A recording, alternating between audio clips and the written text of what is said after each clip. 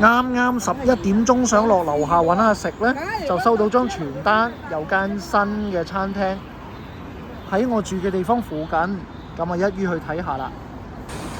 嗱，跟住張傳單嘅地址呢，就嚟到江貝路68號呢一間喜記避風塘炒蟹，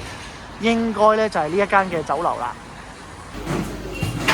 嗱，呢間海鮮酒家應該係新開嘅，咁啊見到呢魚缸都好靚仔，好企理。咁啊，裏邊仲有燒味部啦，廳面咧都好乾淨，但係外面個大廳咧就唔係好大，裏邊又有幾間房。原來佢哋咧早市先至有5-8折嘅啫，而家咧係午市時間，大概11點半啦，咁啊得7-8折，試下佢哋有啲咩咁好食啦。而家驟眼睇下佢哋個餐牌咧，約莫都大概係25至30蚊一個點心。似乎比我喺廣州其他嘅餐廳呢個價單係高少少，但係既然一場嚟到呢，就都試下佢哋嘅菜啦。而餐牌背面呢，都有啲晚市嘅小菜，望落去都靚仔嘅，咁但係價錢呢，就唔似係十分平啦，都要80至100蚊左右嘅。平時我自己一個人食嘢呢，就都係中意食翻啲基本嘢，蝦餃、燒賣、魚翅餃、鳳爪咁嘅。但係今日一場嚟到呢，就不如試下啲特別啲嘅，例如黑松露水晶餃啦、榴蓮天鵝酥啦、三色松皮包啦。咁喺呢個茶水檔旁邊呢，見到好多嘅相，咁啊有好多老闆嘅威水史，唔少嘅名人呢都嚟過呢度食飯嘅。原來行近少少咧，俾大家睇下有邊個明星咧，大家可以認得到出嚟啦。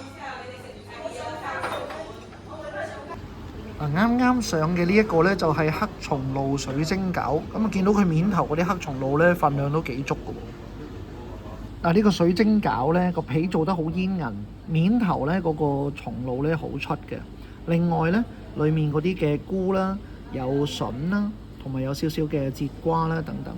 食落去咧口感都好豐富，係好有層次感嘅。呢一個嘅三色鬆皮包咧，其中有一個係奶黃啦，有一個咧係牛肉包啦，另外一個係榴蓮，但係就分唔到邊個打邊個啦。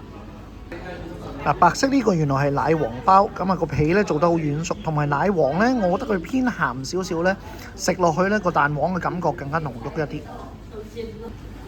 綠色皮呢一個咧係牛肉包，食落去咧牛肉個味道係好出嘅，但係呢個汁咧就似係叉燒嗰種感覺啦。而黃色呢個榴蓮包咧，除咗個皮咧摸上手已經聞到榴蓮味咧，裡面嗰個醬咧其實係食到少少榴蓮肉嘅喎，係真係好濃郁嘅。跟住落嚟咧係呢一個榴蓮天鵝酥，咁啊聽姐姐講咧，原來連呢個鵝頭咧都係餅乾嚟嘅，食落去咧就脆卜卜，成隻都可以食晒嘅。呢一個榴蓮酥咧，食落去個表面咧卜卜脆之外咧，裡面嗰啲嘅榴蓮咧應該係用果肉 blend 嚟做，咁啊所以咧食落去特別濃郁嘅。連個鵝頭咧都係加咗糖霜嘅餅乾，小朋友咧應該會好中意啦。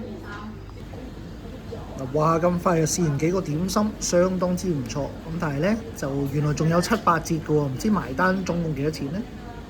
原來有傳單免咗茶位之後咧，再7-8折咧，食咗3個點心都係61蚊咧，都好抵食嘅，大家都可以嚟試下啦。好啦，今日呢間喜記避風塘炒蟹咧喺西貝路嘅分店咧就介紹完俾大家，喜歡嘅可以俾個 like 同 subscribe，我係阿 D，我哋下次再見，拜拜。